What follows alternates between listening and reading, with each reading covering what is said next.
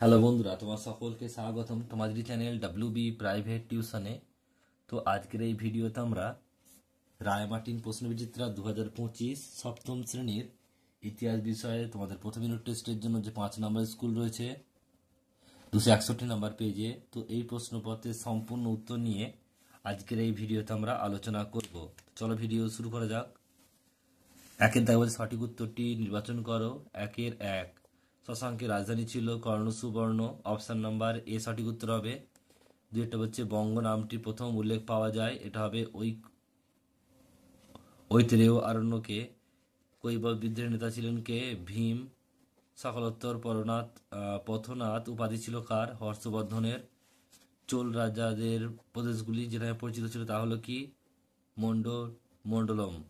গীত গোবিন্দ কাব্যের বিষয় ছিল কি? রাধাকৃষ্ণের প্রেমের কাহিনী। এরপর হচ্ছে দেখো, আর 2-এর প্রশ্ন এক কথায় উত্তর দাও। একটা বলছে বক্তিয়ার খলজি কতজন সৈন্য নিয়ে নদী আক্রমণ করে? 18 জন। পাল বংশের প্রতিষ্ঠাতা কে? গোপাল। নেক্সট প্রশ্ন 3-টা বিক্রমশীল মহাবিহার যে প্রতিষ্ঠা করেন, মানে কে প্রতিষ্ঠা করেন? ধর্মপাল। পবনদূত কে রচিতা করেন? রচিতা কে? এটা হবে ধয়ী। নেক্সট প্রশ্ন পরেরটা বলছে 3-এর বলছে 3-এর প্রশ্ন পরপর তোমরা দেখে নেবে, উত্তরটা দেখে নাও।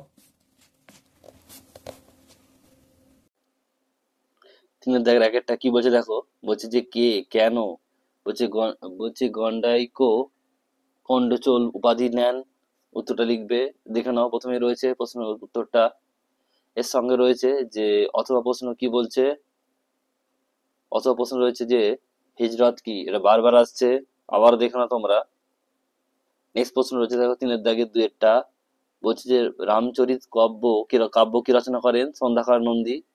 আর এই কাব্যে রামের আড়ালে কোন রাজার কথা বর্ণনা করা হয়েছে? মদন পাল। নেক্সট প্রশ্ন রয়েছে দেখো 4-1 মাস্টারনাই কি, লিখে নেবে, এটাও বারবার আসছে, খুবই ইম্পর্টেন্ট প্রশ্ন। নেক্সট রয়েছে এর সঙ্গে দেখো 4-2 টিকা লেখো দীপঙ্কর শ্রীজ্ঞান। দেখে নাও প্রশ্নটা, উত্তর তোমরা দেখে নাও।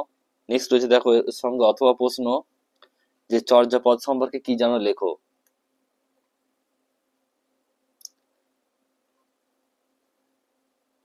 নেক্সট প্রশ্ন 5-1 বলছে ত্রিশক্তি সংগ্রাম কি, এরপর বাংলার কোন বংশের রাজত্ব শুরু হয়, আর মোহাম্মদ ঘুরি কবে মারা যায়? 3টে একসঙ্গে রয়েছে।